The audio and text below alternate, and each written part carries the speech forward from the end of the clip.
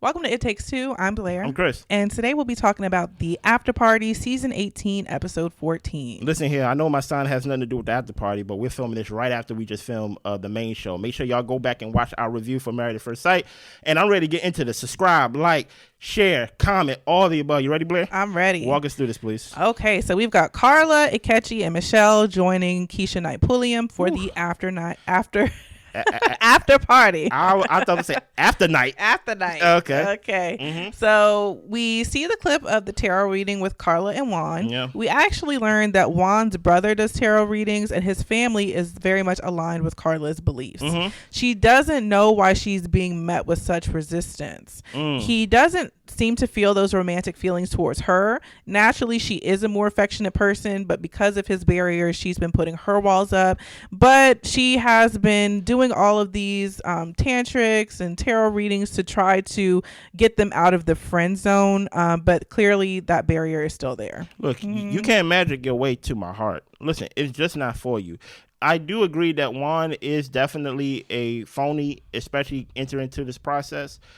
He wasn't open and committed to it, but I do want to just throw some clarity out there. Just because my family into something doesn't mean I'm into it, right? So if Juan's not into it, but he's like, like his brother or like someone in his family's into it, that doesn't necessarily mean that like I'm cool with it. I just love my brother. Yeah. You know what I'm saying? Or I just love my cousin and things of that nature. But I love the honesty that that's why I think Karla is a after party pro. Yeah, she's so good. Because Karla's going to give the truth. You get what I'm saying? Even if it's her truth, even if her truth got some butterflies and flowers in it, I do appreciate Karla's honesty in this segment. And it's good to know that Karla can see and feel the resistance, and it's not like she's barreling through trying to throw crystals at his head and trying to make the situation work. Like I think she totally and definitely sees what's going on, and she's aware of the situation. So her head is not as much in the clouds that I feel like Juan might want to make it her believe or make us believe or for him to believe.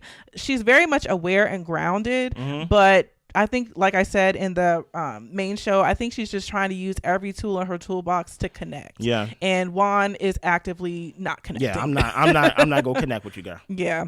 We see Ikechi's meeting with Dr. Pia and Ikechi could see from that playback his inability to express how he feels. He wants to say that he doesn't want to be there and he's not interested in the marriage. That takes a man. And Keisha asks, but y'all went out after. Ikechi says in the moment he was tired, delirious. He just wanted to have a moment of freedom and fun. Keisha tells him, do you get why that kind of looks like mixed messages? And he said that it was him extending an olive branch of peace. Okay. Michelle gets confused because she and the experts are looking for concrete examples and Ikechi will never provide that. And he tells her, look, your partner is making sexual advances at you. It's making you uncomfortable. And that is what he meant by aggressive. He was uncomfortable by that. And Michelle says the confusion is that, because if someone is uncomfortable in a situation, we would separate. We wouldn't go hang out with each other after an uncomfortable situation or conversation or just not wanting to be around that person. Keisha says that clearly wasn't ready for the marriage to be over. So all of these little breadcrumbs you're giving to her, it's like looking like she's gaining a false sense of hope from them. Ikechi says, well, how many times can you tell someone you don't want this to work? And it's not on him whatever she receives from his actions. Ooh.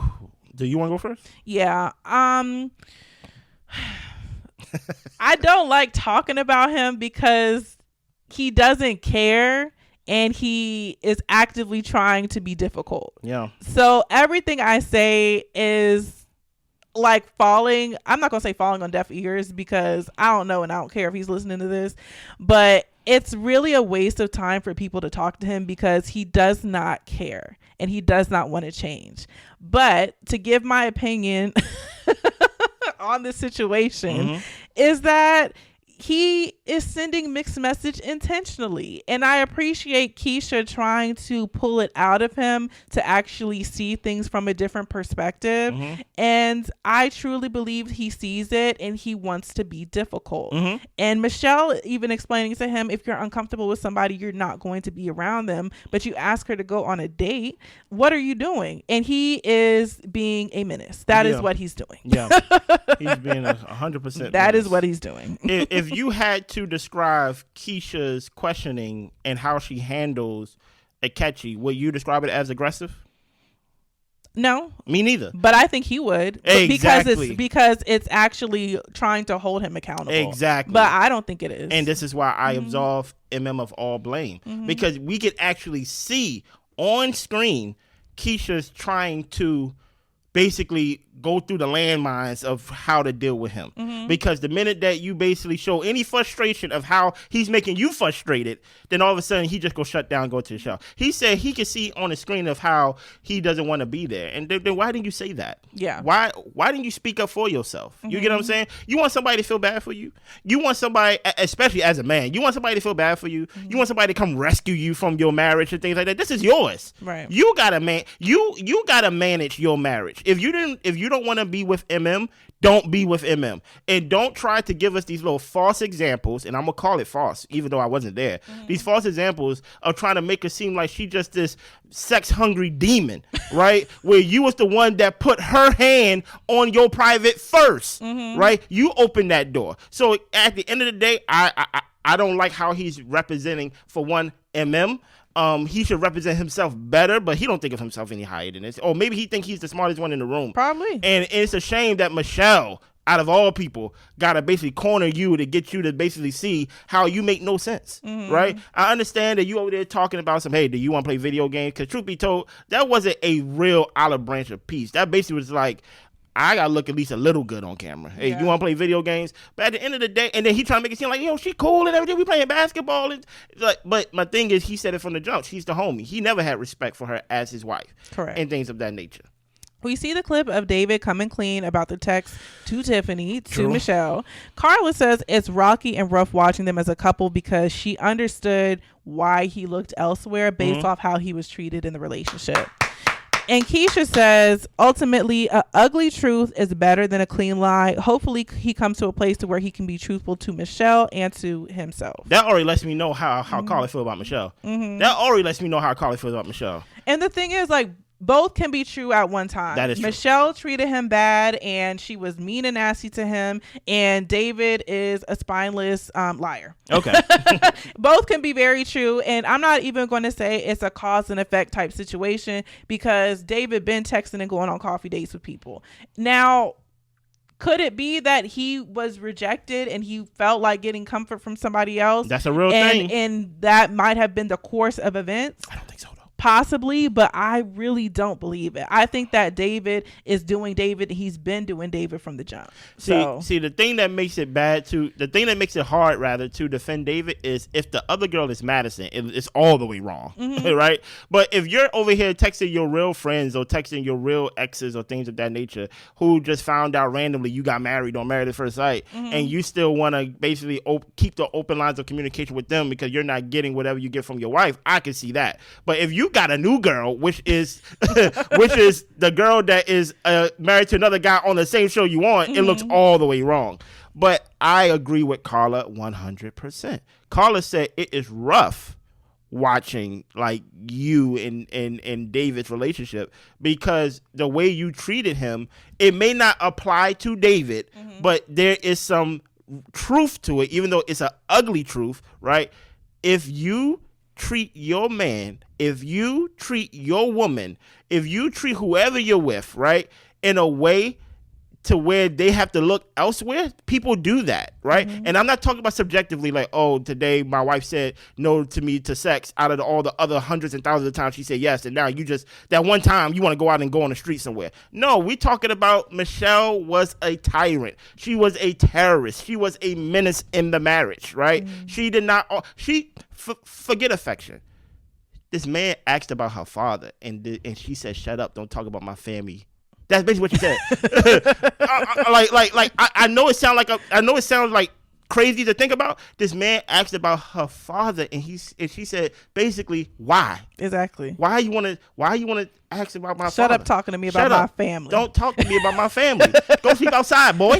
Right? When he was talking and things like that, she tried to gaslight him and say, hold on, don't cut me off. When he never cut her off during those times and things of that nature. So I don't want to make it seem like Michelle is just this like without blame damsel in distress. Like, oh, I was just trying to listen. He wrote a note and you didn't even write or acknowledge the note. And your view of improvement is Dr. Pepper. We talked for 20 minutes.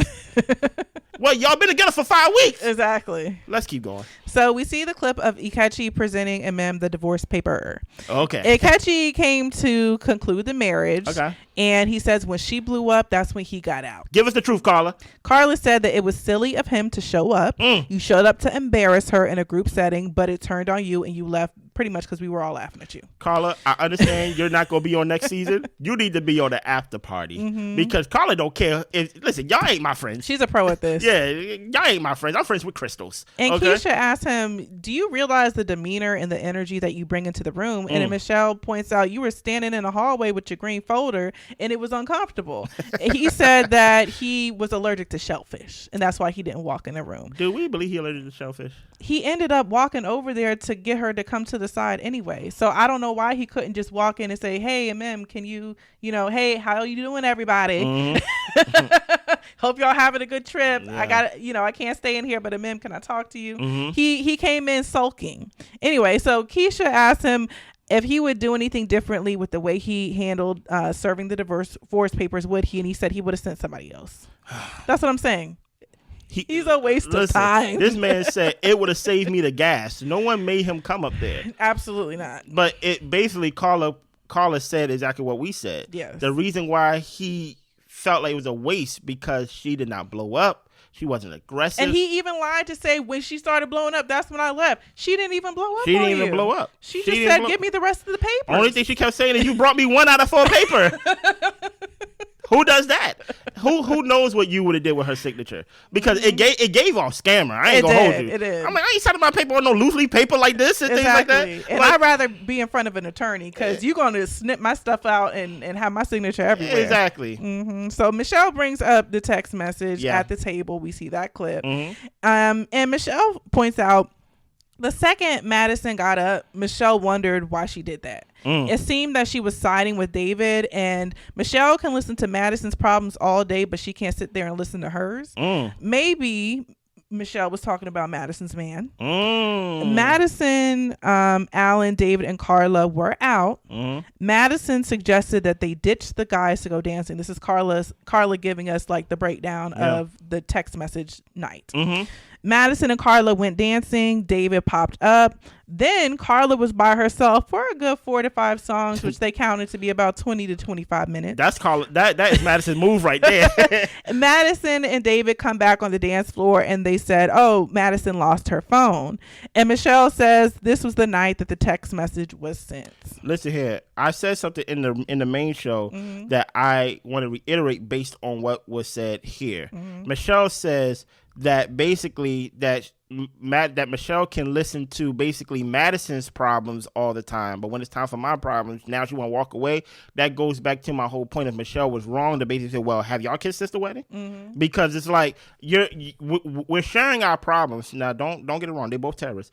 We're sharing our problems, and you're using the problems that I share with you to prove your point, and that's not right. That lets me know that really on the inside, Michelle ain't nothing that she says she is. She's not bubbly. She's not nice. She's vindictive. She is self-centered, self-absorbed, all those things, right?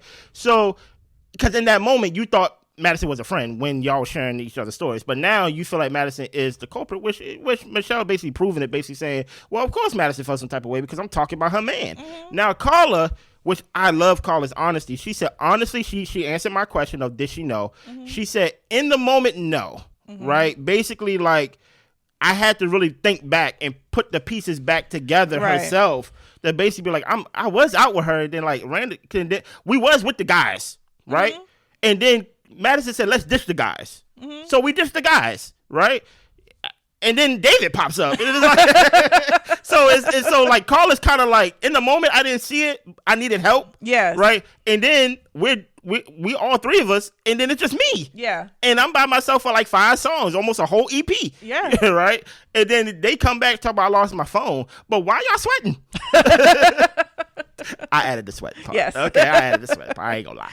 Anything else you want to add to the show? I'm just happy to getting more nuggets and more droppings of the truth so we can get down to it. And even Keisha was trying to, hold it together because she was about to reveal a little too much. So I'm just like, the more we go, the more we're going to get down to it. And I already know it's David and Madison, but I want to see their faces when they're caught. Like, what is their response? You know what I'm saying? I know, especially Chicago, BD means something else, but BD in this show means Blair and Denise is on the case. Okay, because she don't care who's in the wrong. She just wanted to figure out who, where, when, how, and her and Denise is a tandem together trying to figure out what happened, when it happened. Detective exactly. Michelle. Exactly. It's craziness. Anything else? That's all I got. Make sure y'all subscribe, like, share, comment. Listen, I like it when the after party is an hour compared to 30 minutes. Yeah, it's pretty short. But listen, I like it. I like talking to y'all about it. Also, Married First Sight has moved to Peacock, right? So they gonna be on that streaming platform. I would just hope, right? After this season? After this season. Okay. Right? I would just hope that, because many times than not, me and my wife end up watching the show separately because she says, listen here, I can't stay up for 4 hours to watch the show. Cut the show down by 45 minutes. Just 45. Add 30 minutes back to the after party. Cut the show down to 45 minutes. And then we good. Yeah. Give us 2 hours. Anything else? That's all I got. Subscribe, like, share, comment, all the above. We see y'all. Bye.